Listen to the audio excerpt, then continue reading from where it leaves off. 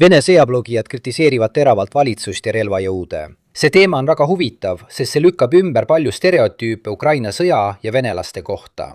Siin on see, mis toimub. Sõjablogijad on relvajõudude liikmed või analüütikud ja reporterid, kellel on sidemed armeega ning kes jagavad uudiseid sõja kohta. Ja kuigi venelased hoiavad infot rangelt kontrolli all, on mõned neist kasutanud ära kommunikatsiooni hallalasid ja väljendavad end vabamalt. Mõni ütleks, et isegi liiga vabalt. Viimasel ajal on palju rahulolematust selle üle, kuidas sõda kulgeb.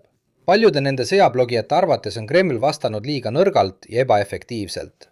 Toome mõned näited. Nagu näha Rogozini postitusest, on muret Ukraina kasvavate droonirünnakute võimekuse pärast. Tõepoolest, mai keskpaigas lasti Moskva pihta umbes 600 Ukraina drooni enneolematus rünnakus, mida Kreml ei suutnud tõhusalt tõrjuda. Teine sõjablogija Roman kurdab juhtkonna, sealhulgas Putini enda üle, väites, et ta ei tegutse otsustavalt, süüdistades teda hirmus ning arvates, et võib-olla oleks parem, kui ta astuks kõrvale, et teised saaksid sõda jätkata. Sarnasele järeldusele jõuab ka blogija Larkin. Ka teised kanalid kurdavad, et Vene valitsus teeb Ukrainasse suhtes liiga vähe. Siin näiteks kirjutatakse, et Kreml peaks kasutama Iisraeli meetodeid. Samas postituses arvatakse, et sellise tempoga on Venemaa sunnitud kasutama taktikalisi tuumarelvi. Teised loodavad, et Venemaa tapab Ukraina parlamenti Oreshniku raketiga.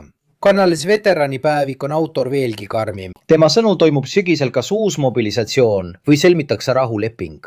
Kuid see pole veel kõik. Sõjablogijad kurdavad ka Kaitseministeeriumi sürrealistliku propaganda üle. Krasimov, Venemaa relvajõudude kindralstaabi ülem, teatas 16. mail, et järgmisteks eesmärkideks on edasi liikumine Ševtšenkove suunas Kupjanski lääne küljel. Kahju ainult, et asula asub umbes 30 kilomeetrit kaugusel rindest ja Vene väed ei ole Kupjanskis, nagu kinnitavad ka Vene kaardistajad ja blogijad. Samal korral teatas Krasimov Borazova linna vabastamisest. Mõned Kremlile lähedased analüütikud, nagu Rõõbar, uuendasid isegi oma kaarte 17. mail, kuid järgmistel päevadel võtsid nad selle tagasi. Ühesõnaga, konflikti jälgivate Vene vaatlejate seas on käärimine ja rahulolematus. On ebatõenäoline, et Venemaa toimuks sõja tõttu sotsiaalne kollaps, kuid on oluline jälgida nii ilmseid ja pretsedendituid rahulolematuse märke. Neid on tõesti olemas.